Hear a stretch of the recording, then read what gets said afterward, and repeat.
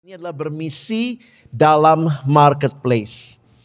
Saya mau sedikit menceritakan hal yang kurang utuh saya rasa di banyak kehidupan gereja dan orang Kristen. Saya katakan kurang utuh karena ini pengalamannya begini, saudara. Jadi ada satu gereja X, ini andaikan ya. Gereja X ini banyak jemaatnya. Lalu kemudian mereka prepare buat mission trip. Ya, mereka prepare mission trip. Wah, setahun itu preparationnya.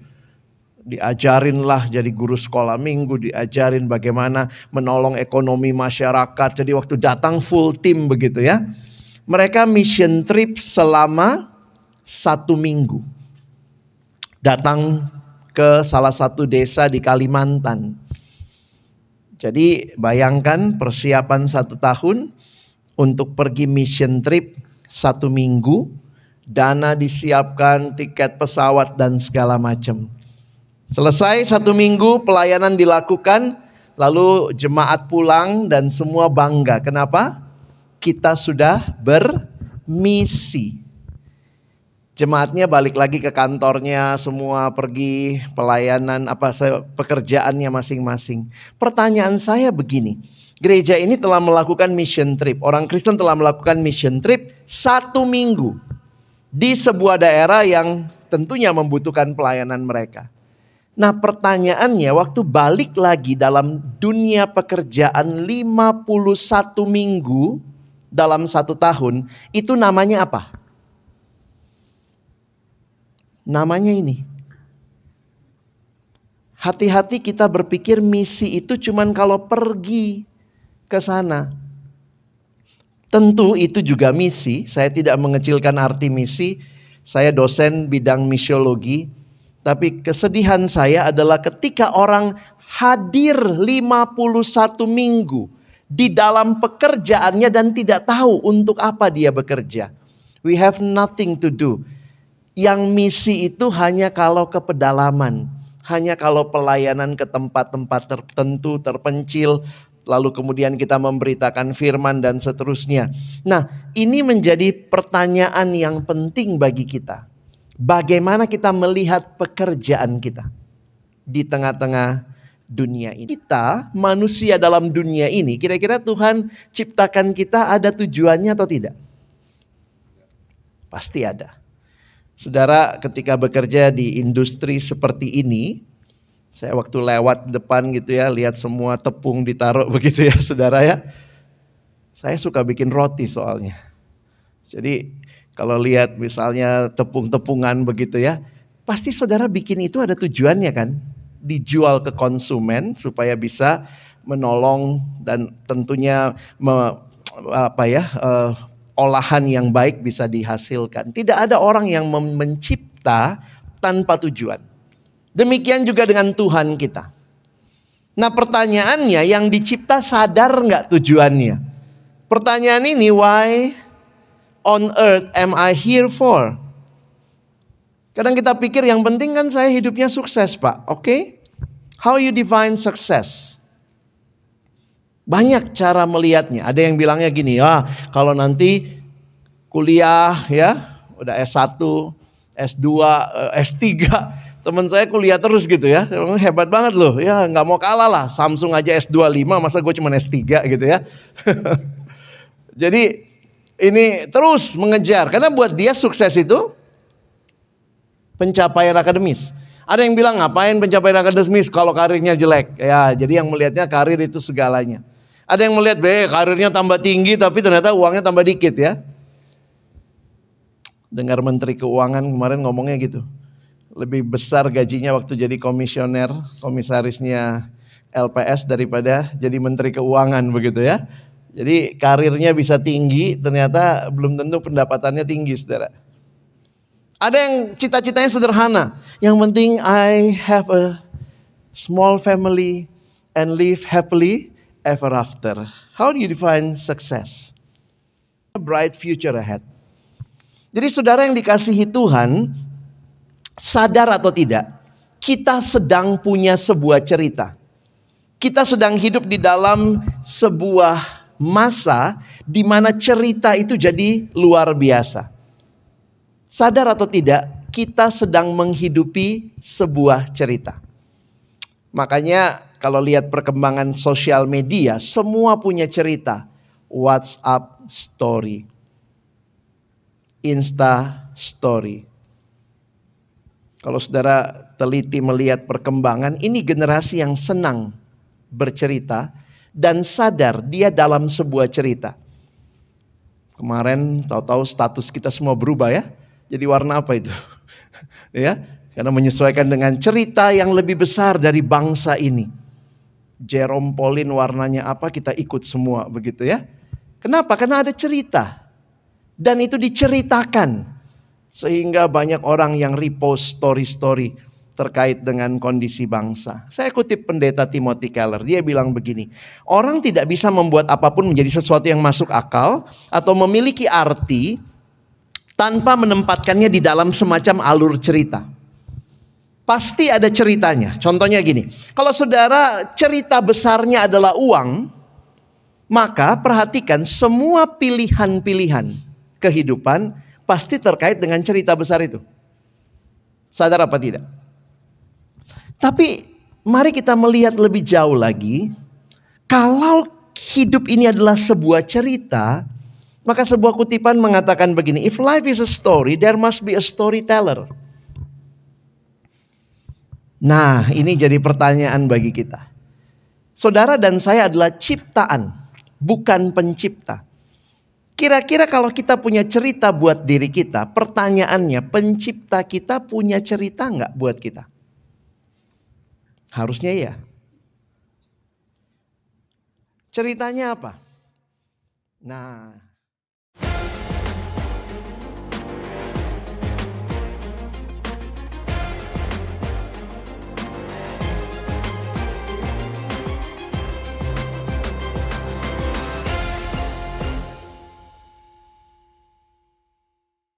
selamat siang semuanya.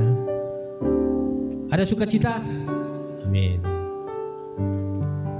Kita akan berdiam diri sejenak. Kita akan memulai ibadah kita. Mazmur 100 ayat 2 berkata, beribadahlah kepada Tuhan dengan sukacita, datanglah ke hadapannya dengan sorai-sorai. Haleluya. Mari kita berdoa. Bapa kami yang ada di surga, kami mengucap syukur di siang hari ini. Seberapapun kami yang hadir Tuhan, dengan kesibukan aktivitas kami di pagi hari sampai siang ini Bapa, terima kasih Tuhan sudah menuntun, menjaga, bahkan memberikan kekuatan buat kami bekerja. Dan saat ini kami akan beribadah Tuhan 1 jam ke depan ini Bapa. Ambil alih ya Bapa, kehadiran-Mu di tempat ini Bapa, setiap kami yang hadir Tuhan, Kau memberkati, berikan hikmat, berikan kekuatan, kesehatan, supaya setiap firman yang disampaikan oleh yang banyak kami bisa dapat mengerti Bapa, untuk kehidupan kami sehari-hari. Berkati perusahaan ini juga Tuhan, pada para owner maupun jajaran manajemen di tempat ini Bapa, supaya bisa bekerja dengan lebih maksimal lagi. Terima kasih Tuhan Yesus. Haleluya. Amin. Kita akan membuka pujian yang mengatakan besarkanlah nama Tuhan.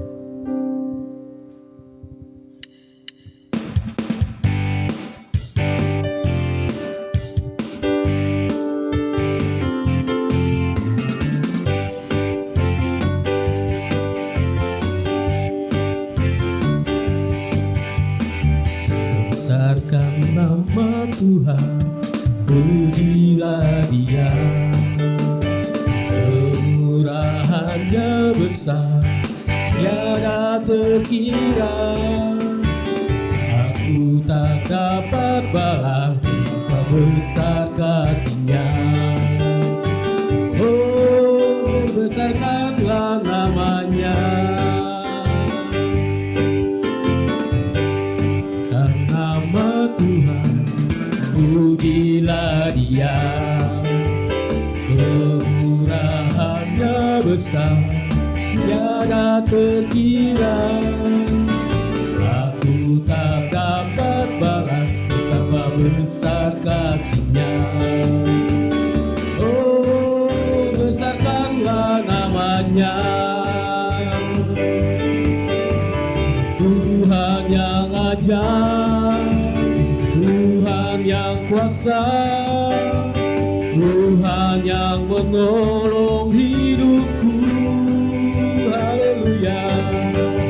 Tuhan yang ajaib, Tuhan yang kuasa, jiwaku ditebus oleh-Nya. Siang hari ini saya mengundang untuk bangkit berdiri, kita sekali lagi angkat pujian ini.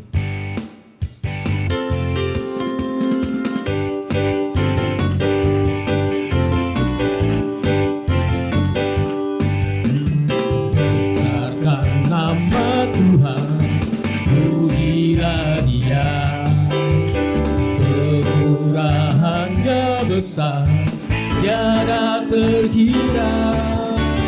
Aku tak dapat balas betapa besar kasih-Nya. Oh, besarkanlah namanya, Tuhan yang ajaib, Tuhan yang ajaib, Tuhan yang kuasa, Tuhan yang menolong hidupku. Haleluya. Tuhan yang ajaib, Tuhan yang kuasa, jiwaku ditebus oleh-Nya. Tuhan yang ajaib,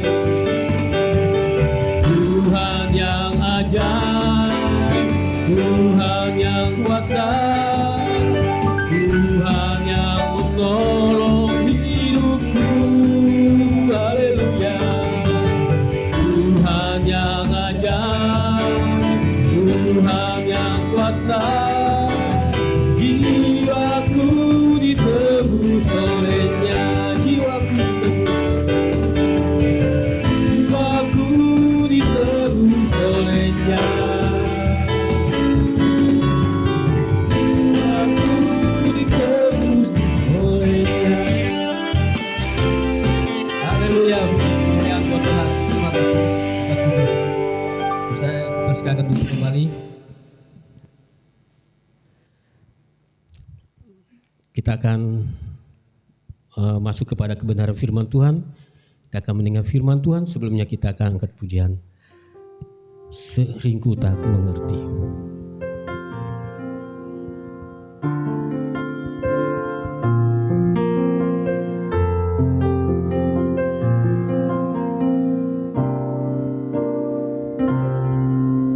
Seringku tak mengerti jalan-jalan-Mu Tuhan, bagai di belantara yang gelap. Tanpa seribu tanya, namun tetap percaya, jejak-Mu Tuhan sungguh sempurna. Mengerti jalan-jalan-Mu Tuhan, bagai di belantara yang gelap. Tanpa seribu tanya, namun tetap percaya, jejak-Mu Tuhan sungguh sempurna.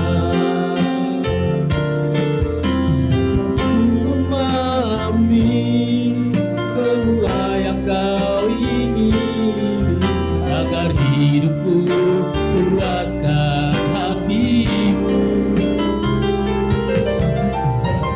Aku rela sepenuh hati menghamba, serahkan diri menapi karya-Mu.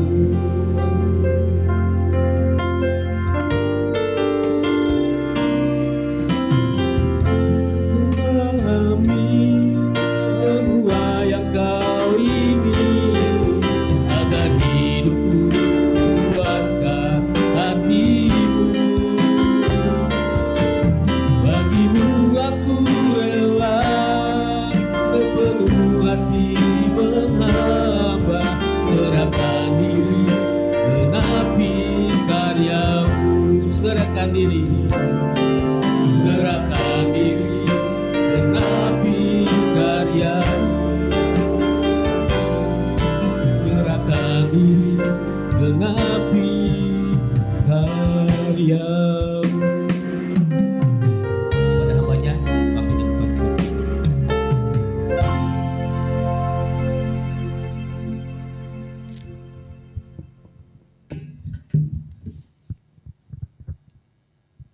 Mari Bapak Ibu Saudara kita berdoa sebelum kita membaca merenungkan firman-Nya.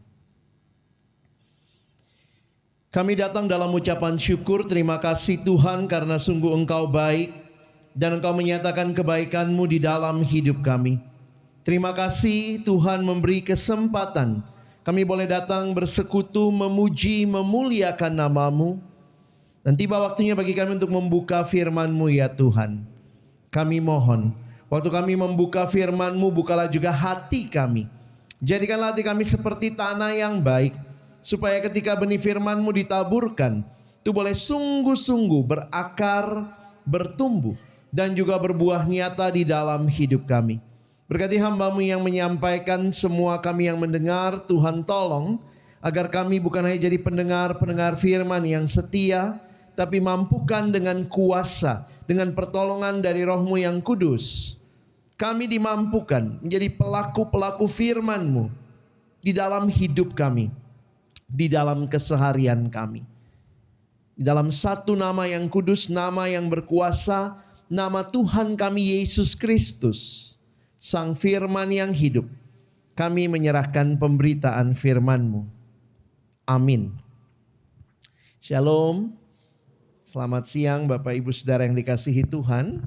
Bersyukur kesempatan ibadah Tuhan berikan bagi kita. Dan biarlah ini bukan hanya jadi rutinitas mingguan, tetapi di dalam setiap ibadah kita boleh mengalami perjumpaan dengan Tuhan secara pribadi. Nah, tema yang diberikan kepada kita hari ini adalah bermisi dalam marketplace. Saya mau sedikit menceritakan hal yang kurang utuh saya rasa di banyak kehidupan gereja dan orang Kristen. Saya katakan kurang utuh karena ini pengalamannya begini saudara. Jadi ada satu gereja X, ini andaikan ya. Gereja X ini banyak jemaatnya, lalu kemudian mereka prepare buat mission trip. Ya, mereka prepare mission trip. Wah, setahun itu preparationnya. Diajarinlah jadi guru sekolah minggu, diajarin bagaimana menolong ekonomi masyarakat. Jadi waktu datang full tim begitu ya. Mereka mission trip selama 1 minggu. Datang ke salah satu desa di Kalimantan. Jadi bayangkan persiapan 1 tahun untuk pergi mission trip 1 minggu. Dana disiapkan, tiket pesawat dan segala macam. Selesai 1 minggu pelayanan dilakukan, lalu jemaat pulang dan semua bangga. Kenapa? Kita sudah bermisi. Jemaatnya balik lagi ke kantornya, semua pergi pelayanan pekerjaannya masing-masing. Pertanyaan saya begini, gereja ini telah melakukan mission trip, orang Kristen telah melakukan mission trip 1 minggu. Di sebuah daerah yang tentunya membutuhkan pelayanan mereka. Nah pertanyaannya, waktu balik lagi dalam dunia pekerjaan 51 minggu dalam 1 tahun, itu namanya apa? Namanya ini. Hati-hati kita berpikir misi itu cuman kalau pergi ke sana. Tentu itu juga misi, saya tidak mengecilkan arti misi. Saya dosen bidang misiologi, tapi kesedihan saya adalah ketika orang hadir 51 minggu di dalam pekerjaannya dan tidak tahu untuk apa dia bekerja. We have nothing to do. Yang misi itu hanya kalau ke pedalaman, hanya kalau pelayanan ke tempat-tempat tertentu, terpencil, lalu kemudian kita memberitakan firman dan seterusnya. Nah, ini menjadi pertanyaan yang penting bagi kita. Bagaimana kita melihat pekerjaan kita di tengah-tengah dunia ini? Sekali lagi, saya tidak mengatakan itu tidak penting, tapi kurang utuh pemahaman tentang misi. Padahal kalau kita tahu, Tuhan waktu ciptakan kita manusia dalam dunia ini, kira-kira Tuhan ciptakan kita ada tujuannya atau tidak? Pasti ada. Saudara ketika bekerja di industri seperti ini, saya waktu lewat depan gitu ya, lihat semua tepung ditaruh begitu ya saudara ya. Saya suka bikin roti soalnya. Jadi kalau lihat misalnya tepung-tepungan begitu ya, pasti saudara bikin itu ada tujuannya kan? Dijual ke konsumen supaya bisa menolong dan tentunya olahan yang baik bisa dihasilkan. Tidak ada orang yang mencipta tanpa tujuan. Demikian juga dengan Tuhan kita. Nah pertanyaannya, yang dicipta sadar nggak tujuannya? Pertanyaan ini, why on earth am I here for? Kadang kita pikir yang penting kan saya hidupnya sukses, Pak. Oke? How you define success? Banyak cara melihatnya. Ada yang bilangnya gini, kalau nanti kuliah ya, udah S1, S2, S3, teman saya kuliah terus gitu ya. Hebat banget loh. Ya nggak mau kalah lah. Samsung aja S25, masa gue cuma S3 gitu ya. Jadi ini terus mengejar. Karena buat dia sukses itu pencapaian akademis. Ada yang bilang ngapain pencapaian akademis kalau karirnya jelek. Ya jadi yang melihatnya karir itu segalanya. Ada yang melihat karirnya tambah tinggi tapi ternyata uangnya tambah dikit ya. Dengar Menteri Keuangan kemarin ngomongnya gitu. Lebih besar gajinya waktu jadi komisarisnya LPS daripada jadi Menteri Keuangan begitu ya. Jadi karirnya bisa tinggi, ternyata belum tentu pendapatannya tinggi, saudara. Ada yang cita-citanya sederhana. Yang penting I have a small family and live happily ever after. How do you define success? Dan pertanyaannya adalah, semuanya ini sedang mencari apa? Sebenarnya sederhana, maunya bright future ahead. Jadi saudara yang dikasihi Tuhan, sadar atau tidak, kita sedang punya sebuah cerita. Kita sedang hidup di dalam sebuah masa di mana cerita itu jadi luar biasa. Sadar atau tidak, kita sedang menghidupi sebuah cerita. Makanya kalau lihat perkembangan sosial media, semua punya cerita. WhatsApp story, Insta story. Kalau saudara teliti melihat perkembangan, ini generasi yang senang bercerita dan sadar dia dalam sebuah cerita. Kemarin tahu-tahu status kita semua berubah ya. Jadi warna apa itu? Ya, karena menyesuaikan dengan cerita yang lebih besar dari bangsa ini. Jerome Pauline warnanya apa, kita ikut semua begitu ya. Kenapa? Karena ada cerita. Dan itu diceritakan. Sehingga banyak orang yang repost story-story terkait dengan kondisi bangsa. Saya kutip pendeta Timothy Keller, dia bilang begini, orang tidak bisa membuat apapun menjadi sesuatu yang masuk akal atau memiliki arti tanpa menempatkannya di dalam semacam alur cerita. Pasti ada ceritanya. Contohnya gini, kalau saudara cerita besarnya adalah uang, maka perhatikan semua pilihan-pilihan kehidupan pasti terkait dengan cerita besar itu. Sadar apa tidak? Tapi mari kita melihat lebih jauh lagi. Kalau hidup ini adalah sebuah cerita, maka sebuah kutipan mengatakan begini, if life is a story, there must be a storyteller. Nah, ini jadi pertanyaan bagi kita. Saudara dan saya adalah ciptaan, bukan pencipta. Kira-kira kalau kita punya cerita buat diri kita, pertanyaannya, pencipta kita punya cerita nggak buat kita? Harusnya ya. Ceritanya apa? Nah, kita sebutnya dengan God's big story. Dari mana dapatnya ini? Saudara, ternyata para teolog juga, jadi teologi itu berkembang juga saudara ya. Sekarang masuk kepada teologi narasi, teologi cerita. Dan bagaimana melihatnya, menarik sekali untuk memperhatikan bahwa sebenarnya Tuhan itu punya cerita. Dan Tuhan yang punya cerita itu, Dia Tuhan yang punya cerita atas dunia ini dan atas hidup kita.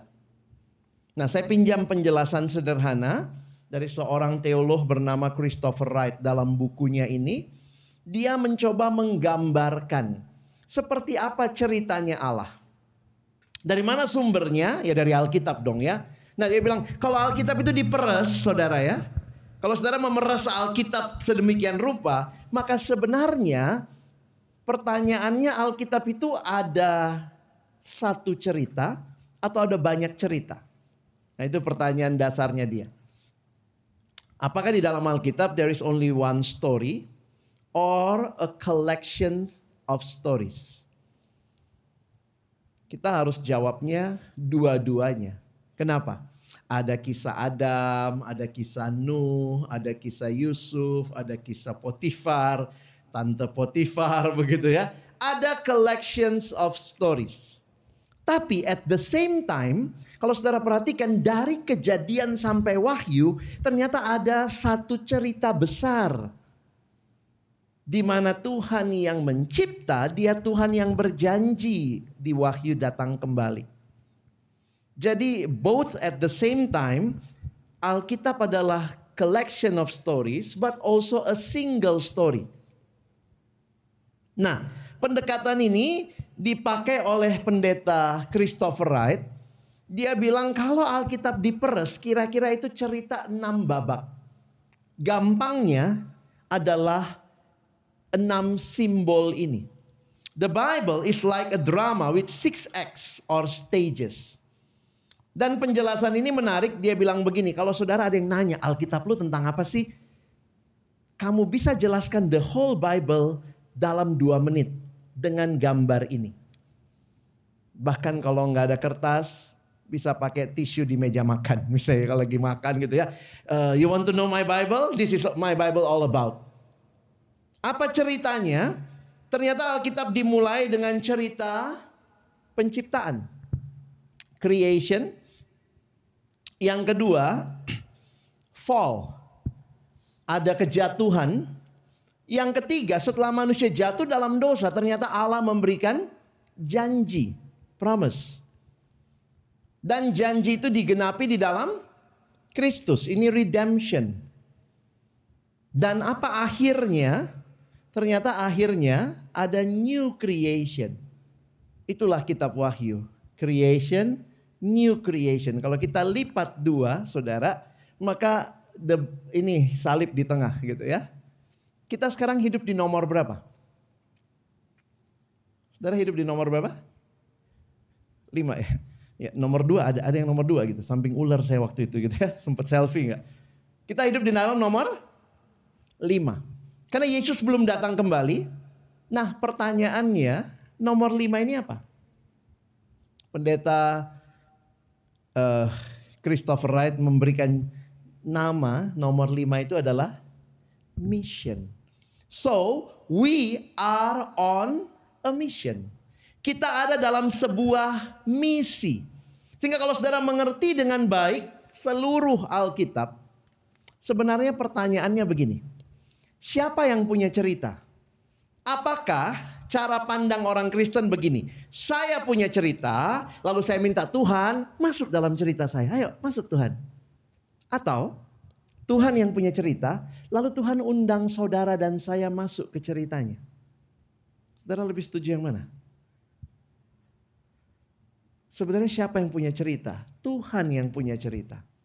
Dan Tuhan mengundang saudara dan saya masuk dalam ceritanya. Sehingga kalau saudara mau tahu cerita hidupmu, tanyanya sama Tuhan pencipta kita. Dan bagaimana mengerti cerita itu? Ya baca firman Tuhan. Karena the whole things is in the Bible.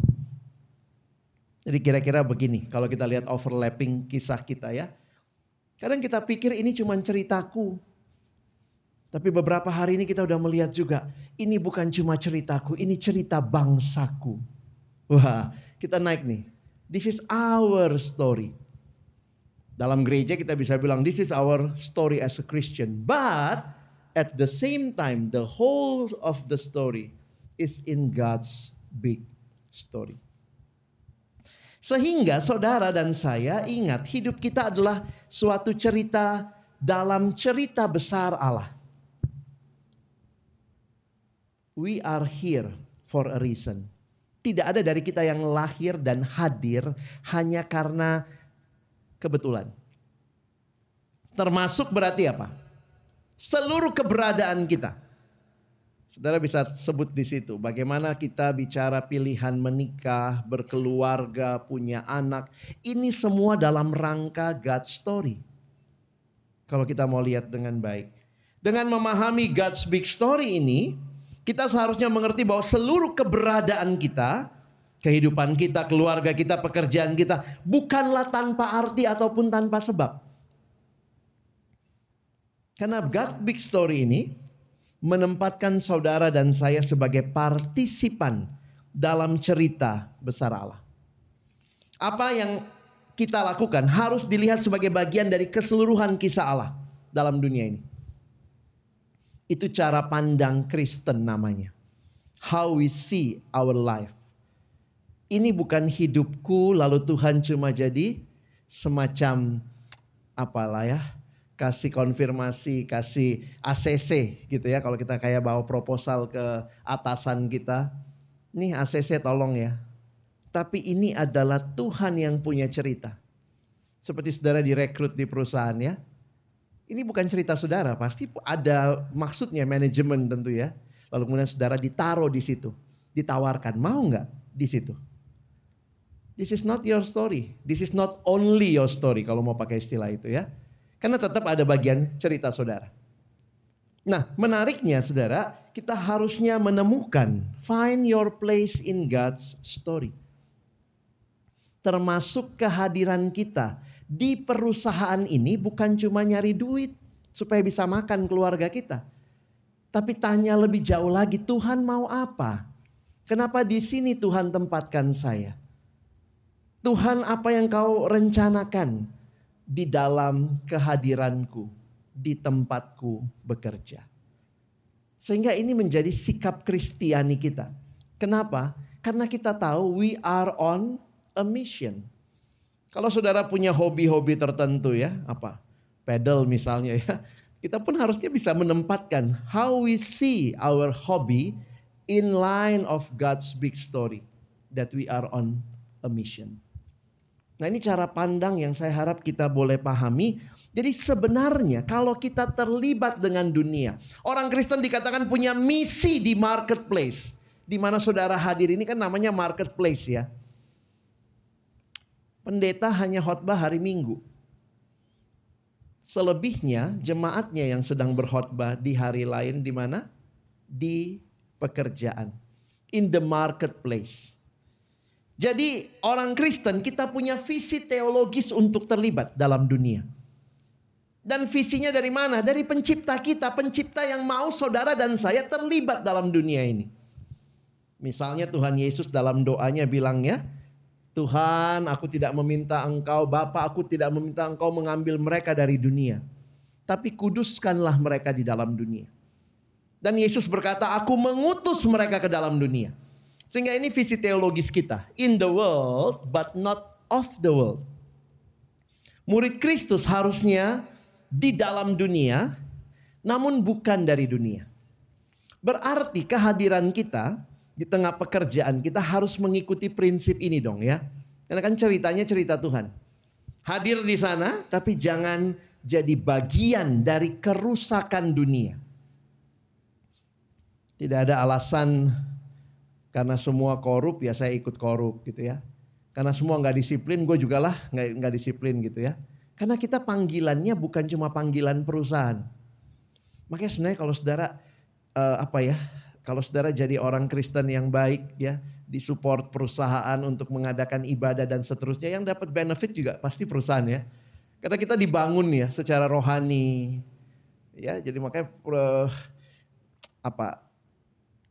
perusahaan atau instansi yang tidak peduli dengan kerohanian sebenarnya dia rugi sendiri saudara. Dalam hal yang umum harusnya ini yang terjadi ya. Di dalam dunia tapi tidak jadi bagian dari dunia. Di bagian lain Yesus kasih ilustrasi ini. Kita ingat ya, garam dan terang. Menarik sekali waktu baca ini ya. Yesus nggak bilang gini, saya juga baru perhatiin waktu persiapan beberapa tahun lalu. Yesus tidak mengatakan kamu adalah garam, kamu adalah terang. Bukan itu kalimat Yesus. Dia nggak bilang kamu garam, kamu terang. Bukan. Lalu Yesus bilang apa? Kamu adalah garam dunia. Dikasih konteks di mana kita hadir. Kamu adalah terang dunia. Dikasih konteks di mana kita hadir. Jadi kita bukan garam kumpul sama garam ya. Di dunia kita hadir. Kalau garam cuma kumpul sama garam jadi gudang garam, saudara. Tapi kita dipanggil untuk kehadiran di dunia. Jadi orang Kristen jangan nanya lagi, saya harus bersaksi nggak di dunia? Saya harus berbeda nggak di dunia? Ini konteks kita dipanggilnya buat ini. Ingat, kita bukan dunianya. Namun kita garamnya dunia. Kita adalah terangnya dunia. Ketika status di medsos berubah jadi Indonesia gelap, teman saya merefleksikan begini. Ketika berbicara Indonesia gelap, yang saya lihat, yang saya coba renungkan, jangan-jangan orang Kristen yang adalah terang sedang meredup. Jangan cuma salahkan Indonesia gelap, Indonesia gelap. Jangan-jangan terang kita sedang meredup. Makanya kegelapan makin gelap. Sehingga saya kutip pendeta John Stott punya kalimat yang menarik. Dia simpulkan demikian. Jika daging busuk, jangan salahkan daging, tapi tanyakan di manakah garamnya. Di masa Yesus belum ada lemari es. Maka semuanya pakai garam sebagai pengawet. Jika dunia busuk, jangan salahkan dunia, tapi tanyakan di manakah garam dunia. Jika rumah gelap, jangan salahkan rumah, tanyakan di mana lampunya. Jika dunia gelap, jangan salahkan dunia, tapi tanyakan di manakah terang dunia. Kalau kehadiran kita di setiap tempat, di dalam berbagai bagian di bangsa ini, hanya kita lihat sebagai surviving mode, saya pikir kita nggak beda sama saudara-saudara kita yang lain. Cara pandang kita tentang pekerjaan, cara pandang kita tentang hubungan relasi atasan bawahan, cara pandang kita tentang bagaimana kita melihat dunia. Tuhan mau kita bermisi. Nah ini yang saudara, kita dipanggil untuk itu. Bermisi di dalam dunia. Berarti ada perbedaan dengan dunia. Hidup yang berbeda dengan dunia. Dare to be different.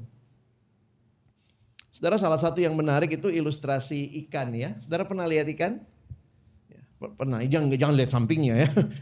Ya, kalau saudara lihat ikan, ternyata katanya gini, ikan yang hidup itu selama hidup akan berenang melawan arus. Itu ikan hidup. Hanya ikan mati, tanda kutip, yang ikut arus.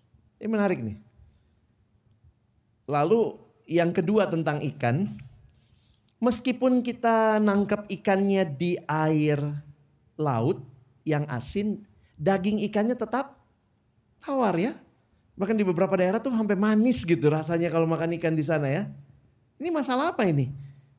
Gak ada orang pergi mancing ke laut, dapat apa ikan asin? Gak ada, saudara. Ini menunjukkan kepada kita tidak ada alasan. Karena semua begitu, aku begitu. Karena semua korup, aku korup. Karena semua gak disiplin, aku gak disiplin. Karena semua cuek, aku juga jadi cuek. No, pilihannya ada pada kita. Dare to be different. Dan ini identitas kita. Tapi menarik waktu memperhatikan, identitas kita ini ternyata terkait dengan Yesus. Coba saudara perhatikan. Siapa yang terang dunia? Yesus atau kita? Kan ada kalimat. Yesus sendiri ngomong nih. Akulah terang dunia. Barang siapa mengikut aku, ia tidak akan berjalan dalam kegelapan, melainkan akan mempunyai terang hidup. Siapa yang setuju Yesus terang dunia? Siapa yang setuju kita terang dunia? Loh tadi kalimatnya. Kamu adalah terang dunia. Siapa yang setuju keduanya? Biar aman ya.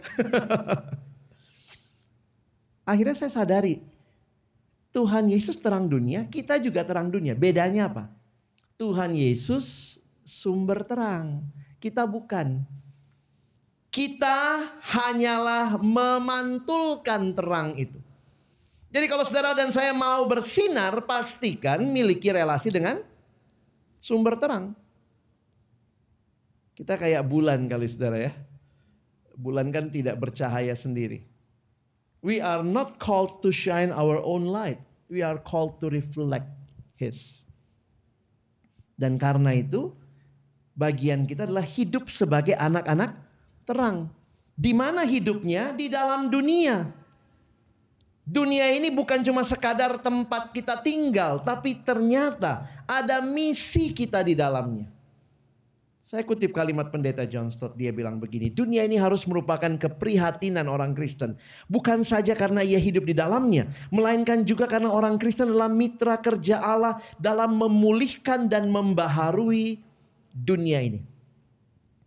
Orang Kristen punya misi di dalam dunia ini. Misi di dalam marketplace, di mana saudara dan saya mungkin hadir secara khusus. Saya pernah bekerja di marketplace. Dulu bekerja di salah satu bank swasta, tapi dalam perjalanan Tuhan memberikan panggilan melayani penuh waktu. Apakah saya lebih baik dari saudara? Kadang-kadang cara pikirnya begitu ya, jadi pendeta kayaknya lebih rohani gitu ya. Saya ketemu satu anak, dia tanya sama saya, dia panggil saya, Kak Alex masih pelayanan ya? Ya, saya bilang saya masih pelayanan di kampus-kampus, di sekolah-sekolah. Oh, kakak hamba Tuhan ya. Loh, kau hamba apa? Oh, kalau saya mah hamba uang kak, gitu ya. Loh, jadi akhirnya cara pikirnya adalah sekularisasi, terpisah. Hari Minggu saya rohani, di gereja pakai bulatan di atas kepala ya. Oh, kalau hari Minggu semua ngomongnya rohani begitu ya. Kejedot, oh haleluya. Kepentok Maranatha. Tapi hari lain nyet jingpret. Kalau begini pola hidup kita nggak sadar kita dalam misi. Bukan hari Minggunya. Tuhan kasih kita 7 hari. Bukan hari Minggunya jadi rohani, 6 harinya. Tidak. Do not just be a Sunday Christian, but be a Christian every day. Demikian juga seperti misi tadi ya. Jangan merasa sudah bermisi karena 1 minggu di kampung. Lalu pulang diceritakan ini betapa susahnya mandi di sana, betapa sulitnya air begitu ya. Seolah-olah kayaknya lebih sangat rohani, tambah susah tambah rohani. Kenapa saudara nggak ceritakan ketika menghadapi bos yang susah juga? Itu bagian dari misi kita. Mendoakan atasan kita, mendoakan orang-orang yang kita pimpin. Ini misi kita. Orang Kristen punya misi dalam dunia ini. Termasuk di bangsa kita. Pepatah Cina mengatakan lebih baik menyalakan lilin, menghidupkan lilin daripada mengutuk kegelapan. Dan saudara ingat, Allah memanggil saudara untuk melayani Dia di Indonesia, bahkan di dunia. Nah, saya coba lihat bagaimana orang-orang memandang pekerjaan. Ternyata sejak zaman reformasi, pemisahan yang begitu luar biasa tentang awam dan rohaniwan, itu sebenarnya para reformator tidak terlalu setuju. Contohnya Martin Luther. Ya. Martin Luther menyatakan bahwa tidak ada pembedaan antara pekerjaan sekuler dan rohani. Seorang tukang roti, seorang petani, seorang raja, seorang pekerja dan semua orang memiliki panggilan dan tugas yang setara di hadapan Tuhan dalam kehidupan sehari-hari. Kita semua adalah pelayan Allah yang melayani sesama dengan pekerjaan kita masing-masing. Kenapa juga tukang roti duluan ya? Apa dia kerja di sini ya? Tapi bagi saya menarik untuk memperhatikan sekularisasi itu terjadi. Kalau orang memisahkan ini rohani, hari Senin sampai hari Sabtu ya saya di dunia sekuler. Hari Minggu di dunia sorgawi. Nggak ada itu. Kita dipanggil sebagai warga negara kerajaan Allah yang hidup di dalam dunia. Jadi kita mesti punya integritas. Integritas itu ternyata dari kata integral ya. Integritas, integral itu artinya bulat. Bulat, utuh. Jadi kalau ada yang ketemu, ih kamu makin integral. Setelah itu dibilang makin bulat ya. Integral itu begini. Jadi bukan hari Minggu rohani. Hari Senin sampai Sabtu rohana, itu nggak utuh hidupnya, nggak integrasi, nggak integral. Makanya orang yang berintegritas itu ada yang lihat dia kerja baik, tidak ada yang lihat dia tetap kerja baik. Itu orang berintegritas. Jadi integritas itu bukan kalau ada yang lihat. Itu berarti nggak utuh hidupnya, ya. Nah, pekerjaan di dalam kehidupan kita, tidak ada pekerjaan yang lebih tinggi atau lebih rendah di mata Tuhan. Karena semua pekerjaan yang dilakukan dengan hati yang benar adalah berarti dan bernilai di hadapannya. Mimbar di gereja tidak bisa saudara bawa carry begini ya di pekerjaan. Di mana mimbar saudara? Di depan laptopmu, di depan PC di kantormu, di meja kerjamu. Itu mimbar saudara. Setiap hari. Karena itu Martin Luther mengatakan kalimat ini. Pekerjaanmu adalah sesuatu yang sangat suci. Tuhan merasa senang dengan pekerjaanmu dan melalui itu Dia ingin memberikan berkat-Nya padamu. Pujian terhadap pekerjaan seharusnya diukir di setiap alat di meja kita ya, di dahi dan di wajah-wajah yang berkeringat karena bekerja keras. Jadi saya ajak untuk saudara memikirkan misi saudara di marketplace ini. Kesaksian sejati tidak terlepas dari hidup sehari-hari. Hidup kita adalah khotbah yang dibaca oleh dunia. Saudara lebih banyak berkhotbah dibanding saya mungkin. Saya hari Minggu khotbah, tapi saudara hari Senin sampai hari Jumat berkhotbah di pekerjaan saudara. Tidak semua orang bisa saudara ajak ke gereja saudara, benar? Apalagi yang beda agama, beda iman. Maka kadang saya mikir ya, saya pendeta tapi terbatas aksesnya. Tapi jemaat saya punya akses. Dia pimpin ini 15 anak buah, dia pimpin ini. Dan waktu dia menyaksikan apa itu integritas, apa itu kebenaran, apa artinya berkata jujur, apa artinya berbelas kasihan. Itu khotbah yang bisa dilihat. Kok bapak ini, ibu ini beda ya? Setiap orang Kristen adalah misionaris di tempat ia ditempatkan Allah. Buang jauh-jauh pikiran misionaris hanya yang pergi-pergi ke daerah itu. Tapi saya ingin mengingatkan saudara, you are on a mission. That's why you are missionary for God. In your workplace. Apapun profesi kita. Bagi kemuliaan Allah. Saya tutup dengan sebuah kalimat yang disampaikan oleh seorang bernama George MacLeod. Dia pemimpin satu komunitas di Inggris pada waktu itu. Menarik kalimat dia, nanti saudara perhatikan. George MacLeod ini mengingatkan, orang Kristen harus hadir di dalam dunia. Makin busuk dunia itu, maka kita makin harus hadir di situ untuk mencegah kebusukan itu bertambah. Dia pakai ilustrasi ini. Saya hanya berpendapat bahwa salib harus ditegakkan kembali di pasar. Pasar itu marketplace. Sebagaimana di atas menara gereja. Salib dikurungnya di gereja saudara ya. Saya ingin menegaskan bahwa Yesus tidak disalibkan di dalam katedral di antara dua lilin. Tetapi di atas salib di antara dua pencuri. Di tempat pembuangan sampah kota. Ternyata waktu saya pelajari, Golgota itu di luar kota Yerusalem. Kalau saudara lihat lokasinya kan ada keterangan di Alkitab membawanya ke Golgota di luar kota Yerusalem. Nah, pada masa itu kota-kota punya tembok. Yang di luar kota itu biasanya tempat sampah. Jadi Yesus kayaknya disalibkannya di dekat tempat sampah. Makanya dia katakan begitu ya. Yesus tuh tidak disalib di katedral gitu ya. Di dalam gereja pakai lilin. Tapi di tempat di mana orang-orang terbuang. Di persimpangan jalan yang begitu kosmopolitan. Sehingga gelar Yesus harus ditulis dalam 3 bahasa menurut kesaksian Yohanes. Bahasa Ibrani, Latin, dan Yunani. Di tempat di mana para sinis berbicara kotor. Para pencuri mengutuk, para tentara berjudi. Yesus matinya di sana saudara. Karena di sanalah dia mati. Dan itulah alasan dia mati. Dan di sanalah seharusnya orang Kristen berada.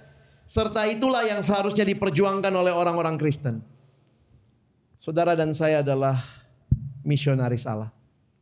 Di mana? Di tempat-tempat yang sangat membutuhkan Kristus. Termasuk di pekerjaan kita.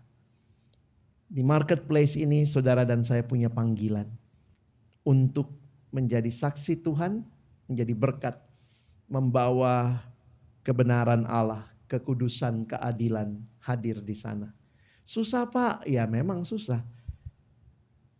Kadang-kadang jadi misionaris itu nggak gampang ya. Kita lihat dari luar negeri belajar bahasa yang baru. Ada yang akhirnya bilang, iya nih sekarang saya pelayanannya ke tengah marketplace. Kadang-kadang mesti belajar bahasa yang baru, cara pandang yang baru, bagaimana menyelaraskan dengan kebenaran, apa yang harus disampaikan.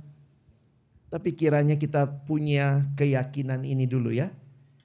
Kita dipanggil untuk masuk menjadi misionaris di workplace. Amin. Mari berdoa. Tuhan, terima kasih untuk firman-Mu.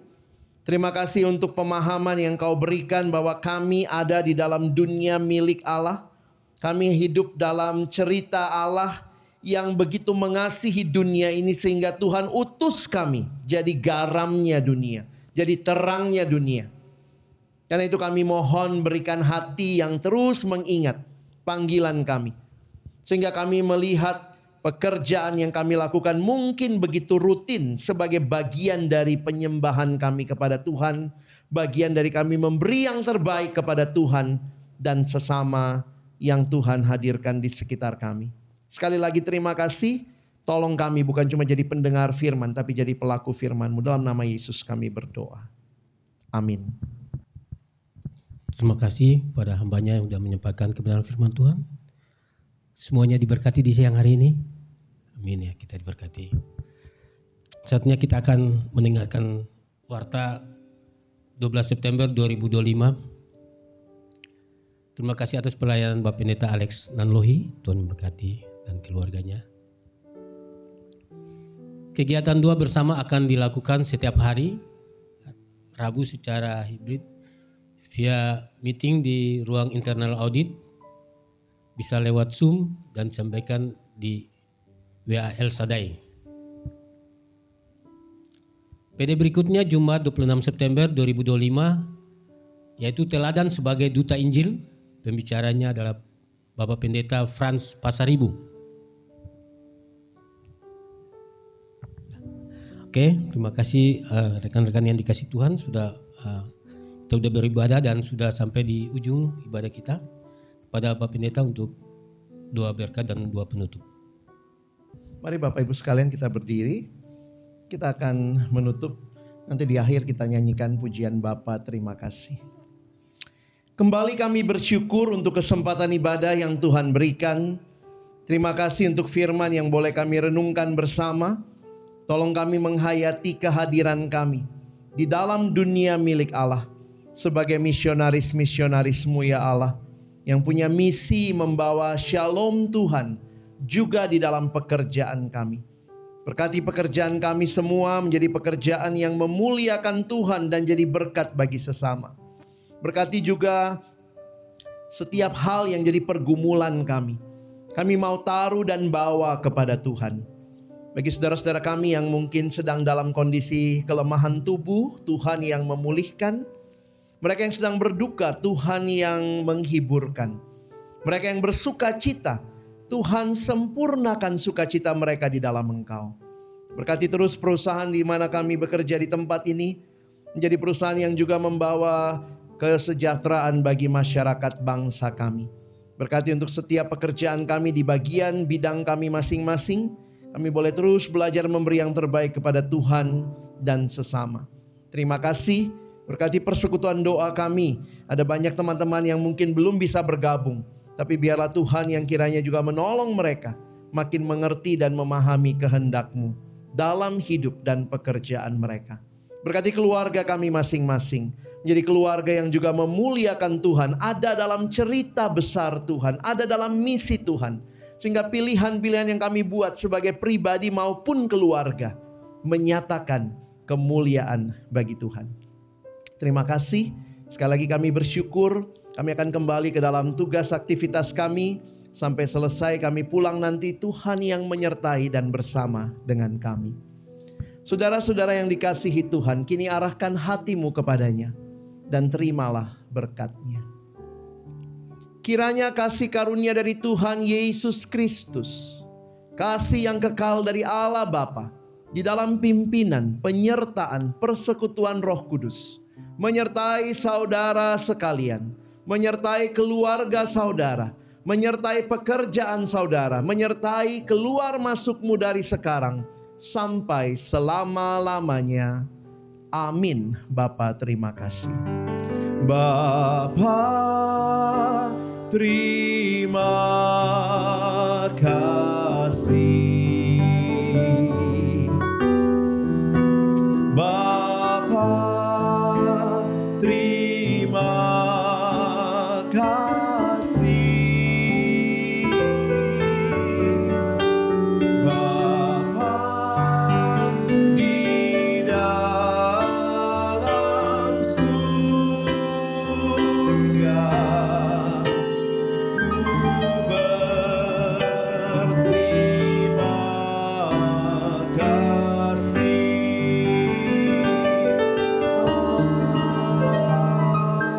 Amin. Silakan duduk, ambil saat teduh, ibadah kita selesai.